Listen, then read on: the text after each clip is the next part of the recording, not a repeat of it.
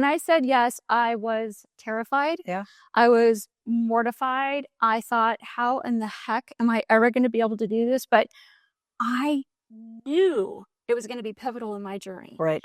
And you were the first person I called that said, will you help me? As you know, one of my books is called Toxic People. I was a go-getter, extremely successful, but I was a pain in the neck to work with. And I would fire people because they were ticking me off. And we had 2 wrongful termination lawsuits, and we lost both of those. And both times that we lost, I wound up in charm school. Charm school, huh? Oh, yeah. Oh, yeah, it wasn't fun. I don't care what the mantra is. I'm glad I'm here. I'm glad you're here. I care about you. I know what I know. Happens to be my personal favorite, which I learned from my mentor many, many years ago. I still use that mantra today. I am beyond excited to announce my first guest on the Sunshine Warrior podcast, my dear friend and mentor, Marsha Petrie Sue. Thank you so much for coming I am today. so honored, Kelly. I'm thrilled. Absolutely thrilled. Thank you. When I think about Sunshine Warrior, Marsha, you are a perfect example of what embraces Sunshine Warrior. Your light, I'm not even going to say how old she's going to be next month, but I'm telling you guys, like, this lady is going to be 79. I mean, she's like my hero. You have no idea how active she is out in the community. And honestly, your light just shines so bright. So thank you for coming today. Well, thank you. And I so appreciate being part of Sunshine Warrior and getting in and looking at people's posts and just that little extra positive boost that many of us need throughout our lives. I don't care what's happening externally, but throughout our lives, we need that external little push. Yeah, just a little bit of something, right? A little bit of sunshine. That's right, a little bit of sunshine. All right, well, let's kick it off. Many of you may know, if you know of Marsha, she is a public speaker and has traveled the world speaking for different corporations. You're a best-selling author. And I'd like to just kind of jump in. You know, when we think about mental barriers, and I can speak to this because Marsha is pivotal in helping me get through one of my mental barriers, which was public speaking. And I just remember that time so just indelible in my mind. And I do believe that as we move through challenges in our life, this is really where strength comes. And so, Marsha, just take us back to that point. And I know you've mentored many people, not just me, through fear and what fear does to us as human beings and how we navigate through it. Fear is truly a debilitator, and it draws you back from really being successful, doing what you want to do, and making sure that you are where you want to be in your life, according to you, not according to the external, according to what you want to do. And when I think about fear in my own life, I think about when I started my executive career. And I went to work for a company, and 9 months later, they put me in to be a trainer. And I'd never had any public speaking education, nothing. I had zero. And the first time that I had to get in front of a group, this is a terrible thing to say, but I actually threw up in the trash can. I've been there. Oh, my goodness. And I thought, well, that's not good. And you walk out there and you're rolling, geez, this is terrible. So I thought, I have to get over my own fear. What can I do to help me move forward? Because I knew I wanted to move into business management. I wanted to be an executive. I wanted to understand more about leadership. So at that point in time is that I not only got a mentor, but I also joined Toastmasters.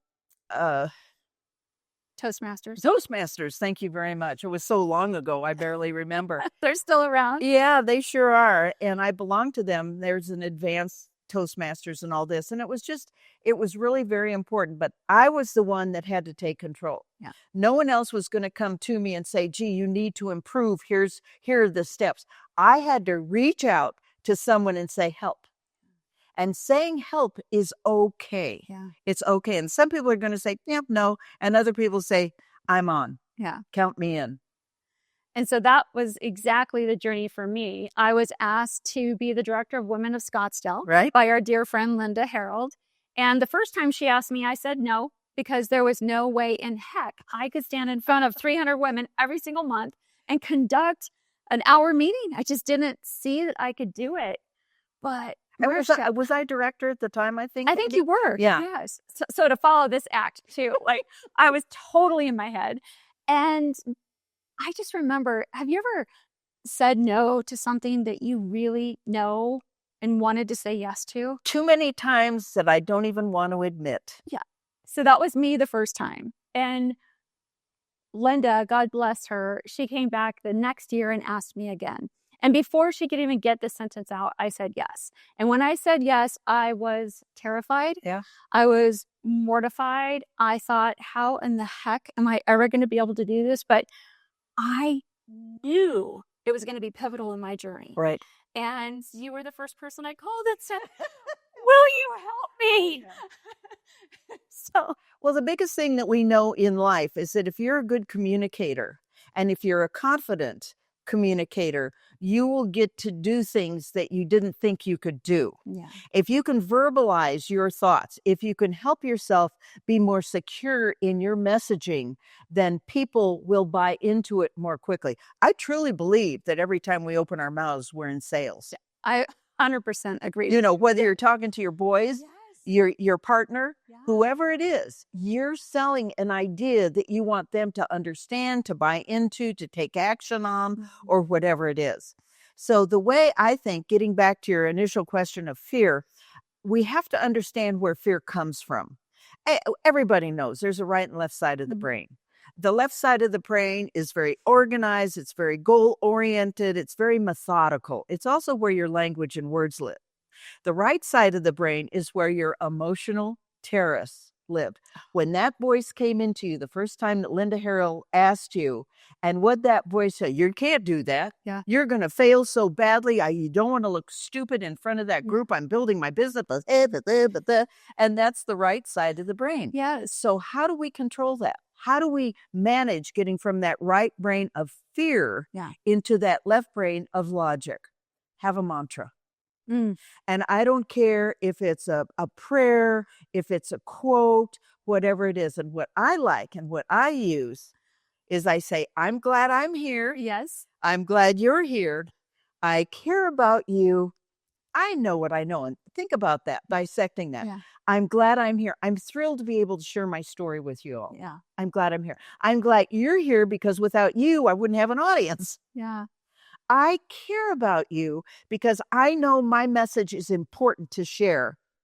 And by golly, I know what I know. Yeah. Giving yourself those emotional bank account inputs into your head, and that helps you survive and reduce the fear. Yeah. Absolutely. So I don't care what the mantra is. I'm glad I'm here. I'm glad you're here. I care about you. I know what I know. Happens to be my personal favorite, which I learned from my mentor many, many years ago.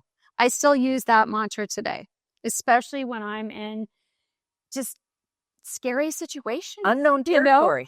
And even as much now, if I've spoken, on big stages and small stages and in video and podcast, there's still moments where that negative part of me comes out. And I just say that even if nobody's in the audience, I just say it to myself. You have to.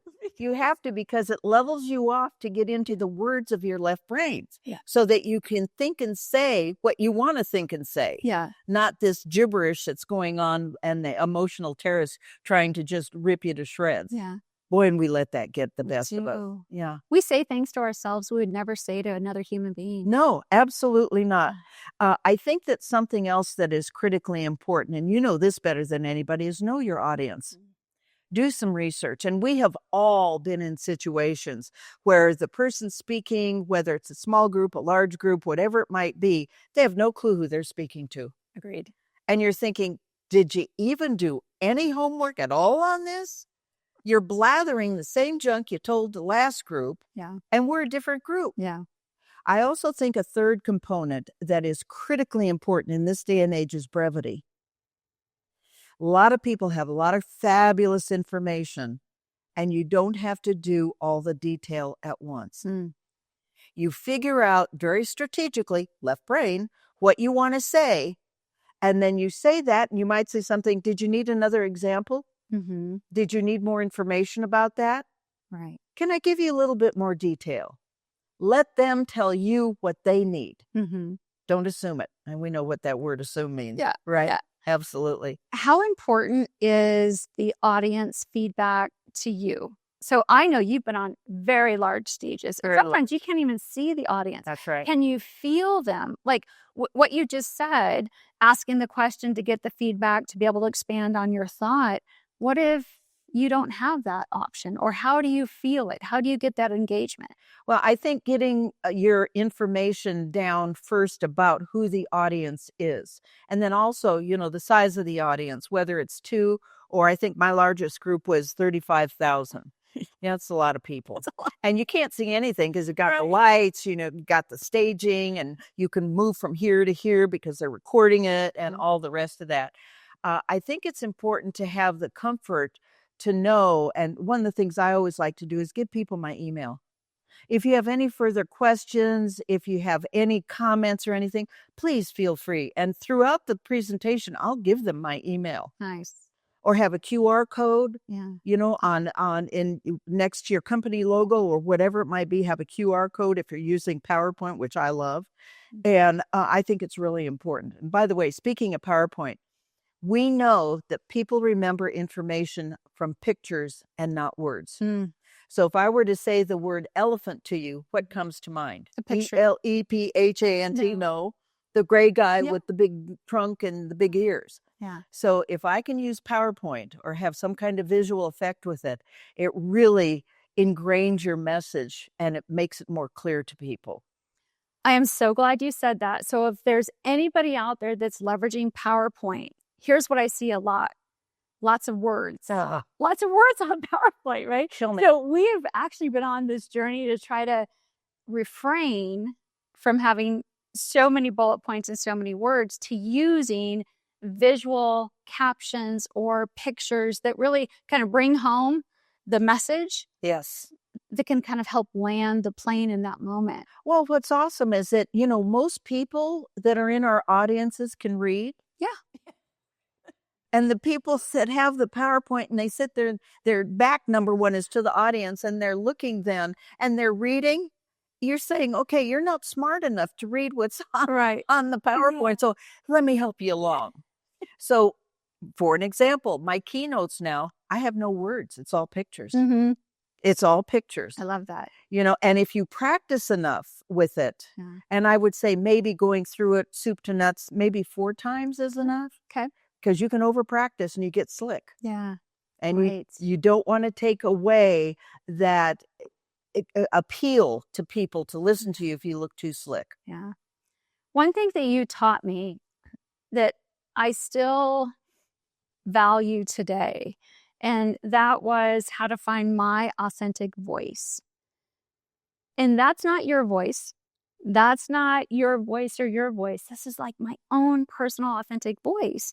And that was a real big turning point in me, because I think once I discovered that who kind of my voice was, and not this voice, it's the passion and the heart and the head and all of that coming together to articulate whatever it is that I'm talking about. Right. But that authentic voice was a game changer. Absolutely. Any coaching advice on how, I don't even remember how you got me there. I mean, literally, she probably drugged me, if I recall. Well, did we have to watch your video? We did. Oh my God. If I can give any advice, that is the best thing to do. Everybody hates it. Hates it, hates it, hates it. So in here's your living room, I remember. Yes, absolutely. So we listened to a video 3 ways. First off, we all have our phones that videotape. And so videotape yourself. Yeah. And the first question to ask yourself is, would I listen to me? Yeah. Is my information of value? Am I paying attention to the audience and making it about them? So the 3 ways that you watch a video. Watch it first with your audio and your video on. Then turn the audio off and just watch your body language. And there's people that are like this and it's distracting. So you want to eliminate the distractions and then turn the video off and just listen to it. Yeah. And say, would I listen to me? Am I using the Am I using the same words, which I hopefully reduced in my vocabulary about 3 years ago? Absolutely. Everything was absolutely. And I thought, well, I wonder how many people started counting how many times I said abs. Oh, there goes another one, and just they're keeping track of those words. So I highly recommend that. And I don't care if you're a senior position, if you're a mom or dad at home, I don't care. Record yourself and find out how you are being perceived. Mm. And this was very important when I became a commissioner for Arizona Game and Fish 3.5 years ago. And you said using your own voice. A lot of people said, well, who's up there on the commission now that you want to emulate? No one. I want to be me. And a friend of mine in Las Vegas wrote a book and it said, be yourself. Everyone else is taken. Is that perfect? It's true. And when people say, oh my gosh, I want to be just like you. No, you don't. I want you to be just like you. Yeah. Yeah. And that's your authentic self and your authentic voice. That journey to get there. Too. Absolutely. Yeah. Absolutely. Well, tell us a little bit about your book and what motivated it. It's the CEO and you. Right? Oh, yeah. The CEO of YOU, the Chief Energizing Officer of Your Own Uniqueness. It's called Taking Personal Responsibility for Everything. Understanding that every decision you make, every action you take is going to have a result. Every action you take has a consequence, either good or bad. Mm-hmm. So when I realized that, no one else is in control of that. So what I talk about in the CEO of YOU is that we are the CEO of our life. Mm-hmm. We have a finance department. We make money, we spend money, we keep track of money. Yeah. Sometimes we're too much, too little. We have a human resource department. How do you react with the people in your life? Do you have the right people in your life? There's sometimes where you have to fire friends because they no longer are a good fit for whatever reason. I don't care. Mm-hmm. We have the PR department. How do I measure my talent? And how do I share my talent without looking like a big jerk? Yeah. The IT department, when we get into the technology, that's what's going on between your ears. Yeah. How do I think? So we have all these different departments. And as a human being, I think when we become the CEO, that we take charge of those departments individually. And that's why so many people through all of my corporate life, when I was a corporate executive and now doing all the volunteer work in Arizona Game and Fish, I sit on the board for Wildlife for Tomorrow, is that to understand you have different parts of those departments that are going to be important for you that you draw out. It's not one whole jumbled mess. Because if it is, you don't do anything. And what we know is that a confused mind will not make decisions. Mm. So if I start segmenting it like a CEO does a company, mm-hmm. I have strategic focus then, and it makes it a lot easier for me to succeed. Yeah. You have coached for and spoken for many CEOs across the world. Yeah. Tell us a story about maybe one that you were very intimidated by or that it wasn't quite what you thought when you got there, because this is really the journey. We have these preconceived notions of going into whatever it is that we're going into, whether that's a relationship or a new job or a meeting or something big or something small. But sometimes when we get there, it's not what we thought. No. Give us a story. A very large medical company. I don't want to give too much information because I'll give it away who it is. The CEO came to me and said, I'm just having a hard time interacting and getting my people's feedback. And I said, well, what I would like to do, I would like to come in and just sit in your office as an observer for, let's say, a month, and it's on me. I want to gather some information. Well, this guy, very, very powerful, a very successful company, made a lot of money for a lot of people because it was a public company. He would come in the morning, phone in one hand, roller bag in the other, walking down the hall, looked like he was going to tear everybody's throat out. And I told him, I said, how do you think that's perceived? And he said, well, then I'm busy and that I have a lot on my plate. I said, are you letting them know that they're important? Mm. And he said, well, I try to in meetings. So I said, okay, I want to go to some of your meetings. So I went to a couple of his meetings and he's sitting there the whole time looking at people like, yes, and I'm going to tear your throat out as well. And so I started videotaping him and I had him look at that.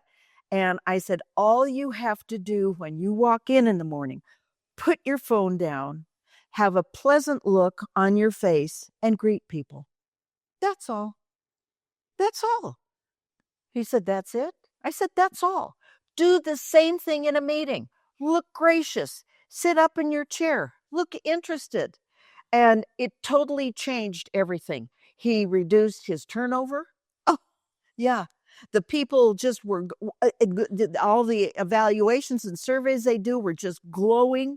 I mean, it totally changed the whole character and culture of that business. That simple. That simple.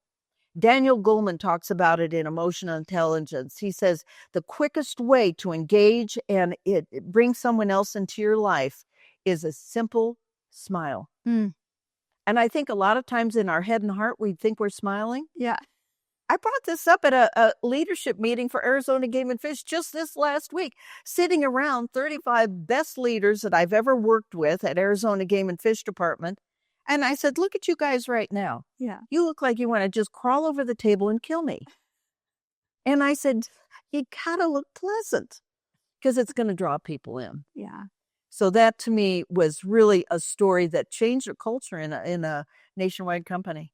It's amazing and so simple. So simple. You know? But sometimes we're in our own way. Yeah. And we don't see. So Yeah. that's why having a mentor or somebody you can turn to or trust to say, hey, how am I showing up? Right. You know, and what's the perception, especially, you know, if you're in a leadership position. And I want to mention this also for when you're doing video. Yes. You know, when you are on a screen and when you're in a meeting, a Zoom meeting or Teams or whatever you use, watch yourself. Do you look ticked off or do you look engaged? Watch the video afterwards. I mean, it is astounding to me. And people say, well, you know, I had the meeting and I didn't get a lot of response. Yeah, it's because you look like you were ticked off at everybody. Smile. Yeah. Smile. Simple. And it doesn't have to be big toothy. It can just be this gracious look with Yeah. a little bit of lean up on the eyes and that sort of thing. Yeah. Yeah. But it's a skill. It is a skill. And it's an intentional skill. It's an right? intentional It has skill. to be intentional. Very I remember much so. not too long ago, I was walking down the street with one of my sons and I just smile at people. I just like, you know, I just feel like if there's anything I can give to the world, it's just a smile. You know, you never know what somebody's going through and it's free. Yeah. So he's like, why do you smile at everybody? I'm like, why not? It may be the best part of their day. Why not? Yeah. And one of our commissioners, there's only 5 of us and I'm the only female. And he's a 3-star general. And he said to me, he said, how do you do that? And I said, do what? He said, smile all the time. I said, well, number one, I'm happy. I'm happy with my life. And I also know how I choose to be perceived. It's a choice. Powerful. It's a choice. Yeah. So a lot of people don't even think of that as a choice. They don't even realize what this does to the acceptance of other people into their life and into their communication and everything else. Yeah. What's one thing you do every day that helps keeps you kind of sharp and ready? What's the one thing? Every morning when I wake up, number one, I say a prayer. And the second thing is I say my mission in life to myself. And that is, and you've heard this before, is I'll probably start crying now. I love it. This is it. To give back more than I've received and connect my head and my heart with my mouth. Because as you know, one of my books is called Toxic People. There is a reason that I wrote that book is because in my corporate life, I was not. I was a go-getter, extremely successful, made a lot of money for Westinghouse Financial Services, but I was a pain in the neck to work with. And I would fire people because they were ticking me off to do something. And we had 2 wrongful termination lawsuits, and we lost both of those. And both times that we lost, I wound up in charm school.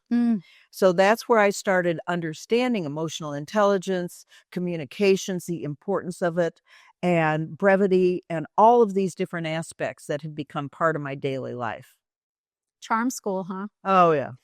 Oh, yeah. It wasn't fun. First time I went, I said, yeah, fine, great. Yeah, it's super, yeah. And I was good for maybe 3 months, and then I fired somebody else, another wrongful termination lawsuit. We lost. And I'm back in charm school. I thought, I think they really mean it. I better get I serious. think they really want me to change. It's not easy. No, It's not easy. no. Changing all of those things that you say, gee, I really want to. And you know this, they say it takes about 21 days to change an old habit. Mhm. In reality, it's about 3 to 6 months Mm, because we don't think about it every day. right. So when you want to change, I highly recommend having a journal of success. I call it a success journal. Write down the cool and groovy things that happen to you, not every day, but when it happens. Mm. And then when you get in a downtime, open that up and read it, because you say, I'm not too bad after all. It's different than regular journaling. I have probably about 3 or 4 success journals, and it was probably about a month and a half ago. I had some stuff happen. It was really crummy, and I was down on myself, and I'm all ticked off. And my husband said to me, he said, go get a success journal, open it up, read something to me. And I happened to turn to the page where my books, and this is my second career, my books have been translated into 17 languages. That's phenomenal. Yeah. And he said, that's pretty cool. How many people you can just hear Al saying this, right? How many people do you know right now that have 5 books published and have been translated into 17 languages? I said, probably 5. Perspective. Yeah, perspective. Yeah. So I think having that posse around you, Yeah. That is your support group, Yes. your intimate support group is critically important. Yeah, I agree. Yeah. And for those of you that may not have that posse, that's really what this community is about. Yes, it is. Bring just light and thought and support to the world, really. And this isn't just about me or Marsha. This is really about all of us coming together and making an intentional effort to do just that. Well, and that's why going on to the site of Sunshine Warrior, and I look at it every day only because when you wake up in the morning, you never know what the day is going to bring. Yesterday may have been good, bad, ugly, whatever. You need that initial positive push instead of, oh boy, my coffee's cold. Oh boy, I'm out of milk. Oh boy, oh boy, oh boy. You can get yourself into that negative spiral very quickly. Mm-hmm. And so Sunshine Warriors, for me personally, really helps me draw that out. And I'm always looking for good things to post. So when you see something cool, you can put it on Sunshine Warrior. And if it's appropriate, then it gets approved. Yeah. And other people can share your glory and your sunshine. Yeah. Marsha, tell me about work-life balance. Is there such a thing? Yes, there is. And it's learned. It's learned. And when I was in my corporate life, I was married for 11 years. That was my practice husband. And got a divorce. Long story behind that. If you ever want to know, call me. We'll have a bottle of wine and I'll share that. Right? And then I threw myself into my corporate life. 100% work life. The issue with that is that I had no downtime. And the cortisol that builds up in your system is extremely damaging to the point that I have no immune system. It created Hashimoto's. I was diagnosed in 1990. And I have zero immune system now. So the handful of pills that I have to take my vitamins and my minerals and everything else is why I stay healthy right now today.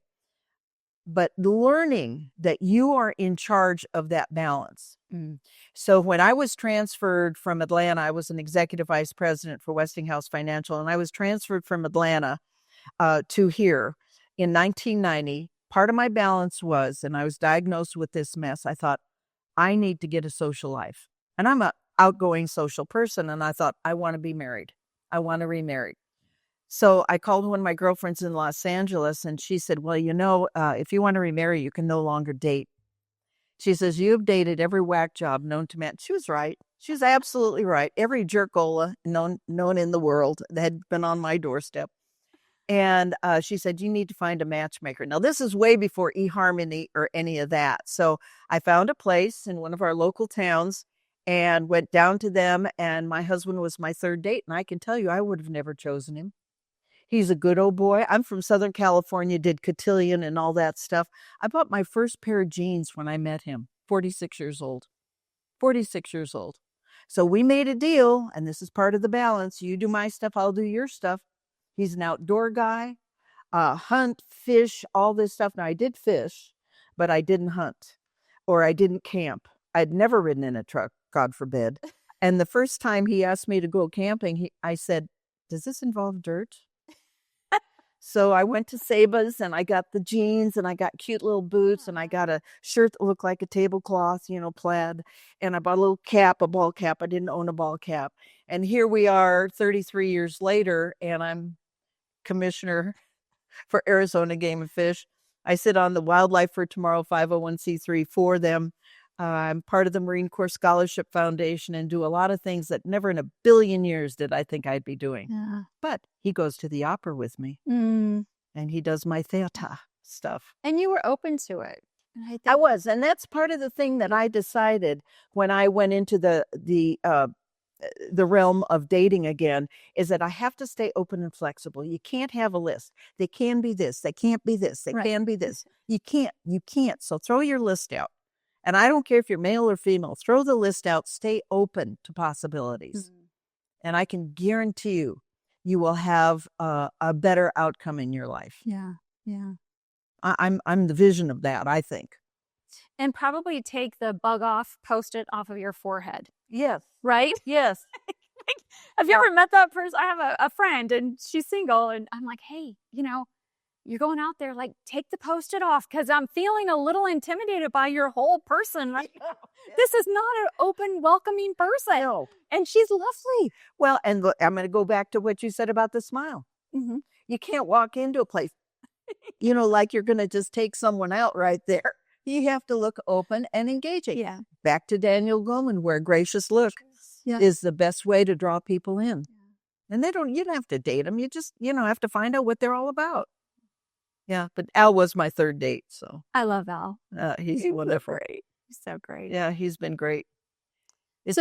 As we think about what's next, I mean, I mentioned you're going to turn 79 next month, and I feel like you're so young and there's still so much more to do. I mean, what is it for you that maybe you haven't done yet? Bucket list, like what? Because you've done a lot. You've traveled, you've caught big fish, you're all over the world. You've traveled and done all kinds of things. So tell me, what is it that my big thing right now, especially because in Arizona, especially where we live, there's so many wonderful things to see in the outdoors. And for me, being a commissioner for Arizona Game and Fish and being on the board for Wildlife for Tomorrow is outreach. Okay.